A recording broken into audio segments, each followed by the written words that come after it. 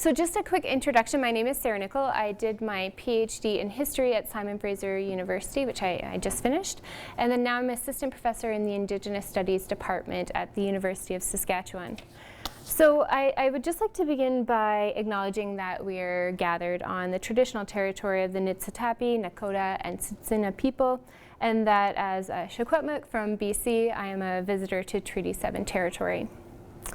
So when I was asked to come speak today about how my thesis was non-traditional and therefore innovative, I was a little bit shocked. I didn't think I had done anything that was non-traditional or innovative. I felt like my work was very traditional.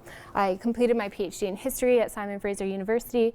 I was in a well-established institution, a very traditional discipline, and then I followed all the regular markers of a PhD program. So I did my coursework, did my dreaded comprehensive exams, proposal defense, and then the super dreaded dissertation. But all of that seemed pretty traditional to me. I didn't think I was going off path. The more I thought about it, though, I realized that in the end I didn't do a traditional or typical history project. And I say that for two reasons. So first, my project looked at the Indigenous political organization, the Union of BC Indian Chiefs, just pictured here, which I'll refer to as the Union from now on. And I looked at them from the 1960s to the mid-1980s. So in history circles, even amongst Canadian historians, that really wasn't far back enough to be considered history. So already I was kind of going against the disciplinary grain on that one. Second, and this was more in line with the rest of the talk, is that my project relied heavily on community engagement through oral history interviews. So even though the Union itself has a robust archive, it took meticulous organizational minutes over the years, and it has a really strong presence in national and provincial archives, I didn't want my thesis to rely solely on these archival sources. And in part, that was because there were still living archives out there for me to talk to. So I guess one of the benefits of not doing real history is that sometimes your collaborators are still alive. And so you get to talk to them and learn histories about the people, that are there, rather. I also chose this route for political and historiographical reasons. So too often histories of Indigenous people have been written without their input and without their direction and often without their consent. So if I was going to write this history, I wanted to write it as much as possible from the perspectives of Indigenous people. So it turned out, perhaps not surprisingly, that Indigenous people, when you talk to them about their own political histories, they have a really different understanding of their political past than we see in the dominant literature. And so it was really important for me to capture this. It was also it was important not only because I'm Secwepemc and I have this goal to decolonize the record, it's also because I'm an educator and I really wanted to bring out a more nuanced history. I think that's really important. So I also had kind of two motivations for choosing this project, one personal and one professional. So personally, this organization and the modern Indian political movement is part of my family's history. So my great-grandfather, Clarence Jules, who's pictured here, was involved in the Union from its inception. So from that first meeting in Kamloops on the screen before, he hosted that meeting on the Kamloops Reserve. And so I really wanted to get to know this part of my family history, but then also the history of the broader movement across BC. Professionally, I wanted to study this organization because its history hasn't really been told in any kind of sustained manner. I found this really surprising considering the longevity of the organization. You know, it started in 1969 and is still operating today. And it was really highly representative. So it represents most of the approximately 200 bands in BC. So it was surprising to me that there had been no sustained study of this organization. And then similarly, most politically aware Indigenous peoples know something about the Union, maybe had been involved or a family member had been involved, but then no comprehensive oral history record existed of this organization as well. So the result to me was that it seemed the Union was both really well known in some ways, but also very unknown. And so I wanted to correct that.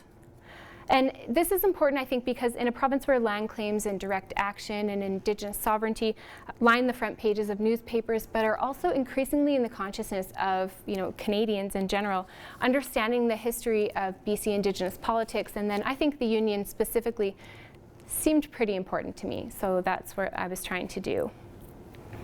Politically, this history also helps to correct the prevalent and persistent stereotypes about Indigenous people in politics, including the assumptions and continued assumptions that Indigenous people aren't political, but rather they just engage in these sort of isolated and reactionary activities that aren't really cast as political.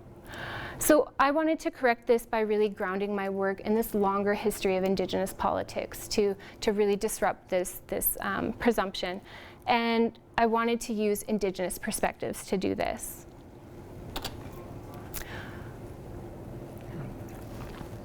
So doing community engaged research that privileges Indigenous perspectives really required specific methods. So I chose to use the new ethnohistory and critical oral history methods.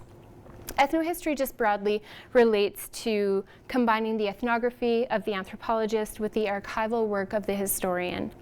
But I'm using the term new ethnohistory here to kind of push this a bit farther to emphasize strong community engagement, where I worked to build relationships with community members and then took the multiple positions and motivations of narrators and listeners seriously. Using this approach, I also tried to ensure that research was mutually beneficial to all the parties involved. So in other words, I wanted my community partners to get something out of this research. It wasn't going to be just for me and my career. I wanted them to have something. And this is something I'll get back to shortly. Critical oral history methods, on the other hand, were important because they recognize that the listener also influences the interview space. So I'm not negligible in this. I'm part of the relationship when I'm doing these interviews. And in my work, I also remain especially aware of the highly political topic that I was looking at and how that's going to shape the interview space as well. So I pushed the boundaries of these approaches by analyzing and remaining conscious of my own non-visible indigeneity and the historic and contemporary political motivations of both my narrators but also myself. I'm interested in this for highly political reasons, and I needed to be clear about that from the outset.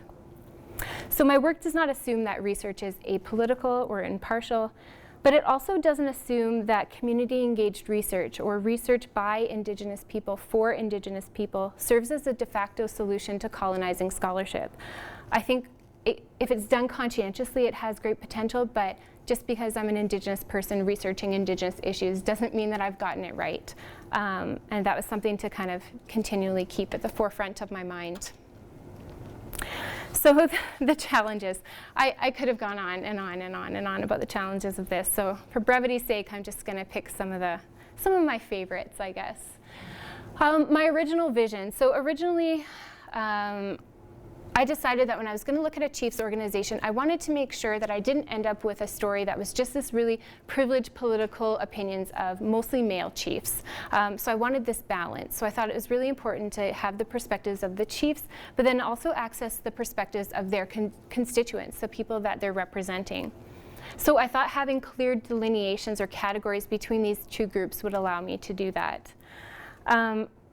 Very quickly, though, I realized that people who weren't formally involved in the Union of BC Indian Chiefs actually weren't too interested in talking about it. They just felt like they had nothing to offer. And then I also realized that the division between community and leadership, it wasn't very clear. These weren't clear categories that you could plot out, but they changed over time. You could be a chief and not get elected one year, and then you're no longer a member of the union organization. You don't really go back to being just a regular person because you still have a bit of that prestige and privilege, but you're not a leader anymore. And then on the flip side, community members could become leaders or could get involved in the organization in different ways. So those categories didn't really make sense. They weren't helping me figure out how to get at these balanced perspectives of what's going on in this history. So over time, I really just adjusted my expectations and came to see the union as its own community, with explicit and subtle hierarchies and relationships and power dynamics that were then influenced by gender and age and family and status, and then, of course, historical conditions. So through this, I began to see my sources, both my ethnographic and archival sources, differently, not as representatives for either the chief's opinions or the grassroots, but sort of as potential for both.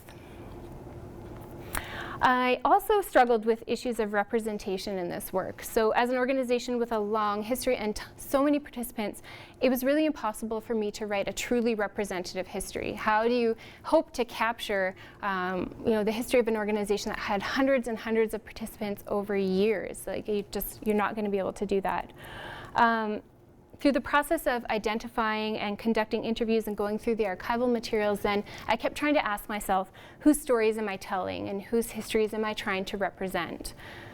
I tried to solicit as many interviewees as possible through open calls for interviews and networks that I had built, but ultimately my sample size was pretty limited. And it was limited in a lot of ways in terms of I was living in Vancouver doing my research.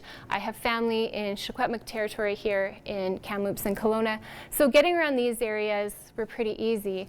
But I do not have contacts in these areas up here. And further, I was a grad student and I had no money. So it was difficult. All those challenges made it difficult to actually get to everybody that I would have hoped to get to. So the result is that I have a limited sample size. But I do argue that through these limited snapshots, I am able to tell something about the Union, a very particular story, but of course it's not a holistic story in any means. So ethics and community engagement, these also created dilemmas for me in this project. Academia has a checkered past, as I'm sure you all know, of mining Indigenous communities for information, for conducting scientific experiments on Indigenous and other marginalized populations, and essentially abusing their positions of power. Today, to counter this, universities and research councils have developed robust ethics protocols for research with and on human beings. Academics have to transparently plot out their research plans, including who they'll work with, what type of work they'll do, and the level of harm or potential harm this might bring to those people that they're working with. For oral history research, and particularly research in Indigenous communities, these protocols are really strict and they emphasize informed consent. And I just want to say, of course, these steps are all really important and really powerful things. Ensuring that you ask permission before speaking with people or recording them, that you don't harm them emotionally in the process of your research, and that the parameters for how you can use their materials are clearly set at the outset, but also by Indigenous peoples themselves. I think those are really important. But I also think some of these steps are still really flawed. I think they're flawed in a lot of ways, but I just want to focus on one thing, which is that sometimes the primary concern about university ethics isn't actually about individual and community well-being, but it's sometimes about potential litigation, just universities not wanting to be sued. So this became apparent to me in my work when I brought my own community ethics protocol back to the university. So the Kamloops to Secwepemc Nation has their own ethics protocol. And they were approving my research, and through that they were setting out their parameters for this research. And these parameters really set out strong protections for their members. And I thought this was really great and also really in line with the Tri-Council ethics policy. So I accepted this immediately and then submitted it to the Research Ethics Board at SFU. The lawyers at SFU, however, had a different opinion and saw this community agreement as way too risky. They argued that the ethics forum put too much risk on the researcher and then therefore the university that represented me. So in my mind, I felt that the university, through its Tri-Council ethics policy and through its Research Ethics Board, was trying to build these strong connections and trying to build equalized partnerships where Indigenous communities get to drive the research processes and are protected through them. I felt like on paper that's what was happening, but in reality SFU was still really privileging their own ideas about what this research could look like. And it came up directly against what this community wanted for themselves. So it took my supervisor, because I had absolutely no political power in this, lobbying for my case and essentially getting this protocol accepted. But it left me with really an overwhelming suspicion, I guess, of community and university ethics protocols, and just a desire to do better for Indigenous communities. And I think every institution has its own issues, and I think this is done better at some places than others. But in this particular instance, I don't feel like SFU did a good job in engaging with Indigenous communities. So hopefully they don't come after me after this. planning and preparing community-engaged research was difficult, and so was actually, of course, conducting oral history interviews. So I could also talk about these challenges for hours. Everything from how you contact and meet with people, what kinds of questions to ask, how you navigate interpersonal issues and awkwardness, and then circumstances beyond your control. Something I think that was a specific challenge to my project, however, was the highly political nature of my work and negotiating that, but also the implications of my own identity. So through previous research in Indigenous communities, I came to expect that my identity and appearance and actions mattered in terms of how I would be received. As a white-passing Indigenous person, I was used to people identifying me as non-Indigenous, and sometimes that meant that community members would push back against my work. Sometimes this could take on a humorous tone. I had one hereditary chief meeting me for the first time who said, "You'll probably tell me that your grandmother was an Indian princess." It was super awkward, but here he was trying to tell me that, you know, he's used to non-Indigenous researchers coming into the community with a tall tale of a long-lost Indigenous ancestor that then allows them to say, you know, I belong here too. I've got the same shared history, so I'm one of you, and now we can talk and work together. So yeah, that was an awkward moment. I've also had research partners just blatantly tell me that they didn't want to share their cultural knowledge with me. So as a result, I've come to approach my identity and my presence in the interview space really cautiously and without assumptions. And I think this has helped me build better relationships. I also just want to note that I'm talking about, you know, indigeneity here, but there were also other elements of identity that were profound and really obvious in some of these engagements where I mostly was talking to older male chiefs. So age and gender became those things that were just as prevalent and just as problematic sometimes as our identity, our cultural identity. Sometimes, however, I felt like who I was didn't actually matter at all in the oral interview. Instead, the interview space was overwhelmed with the highly political histories and interpersonal relationships from the union. So even though I interviewed everybody separately, people always wanted to know who you talked to, right? And so, oh, have you talked to so-and-so? Have you talked to so-and-so? And sometimes this was just kind of like catching up and, oh, I didn't know he was still alive. I should give him a call. But sometimes it could bring up, you know, past political rivalries or interpersonal issues, and that could make things really uncomfortable. I had one hereditary chief, upon learning that I had spoken to another chief that was elected as a member of the Indian Act Bound Council, told me that I shouldn't listen to anything this Indian Act chief had to say because he's not telling the true history of the union. And so when you have these competing narratives, it's difficult to navigate them because, you know, I had an obligation to all my research partners to tell the story as they saw it, tell the story as they understood it. But obviously, I didn't want to engage in those types of unproductive kind of interactions. And so I had to be very careful about how I included or didn't include some of those elements in my work. Ultimately, I really just tried to embrace the idea that these competing narratives were going to be complicated and valuable because of that complication. And that these were individuals that are not just talking about their political past, but they're still political, and they still have a strong investment in the political outcomes of land claims and that kind of stuff. And so I tried to keep that in mind as I worked. So finally here, my audience.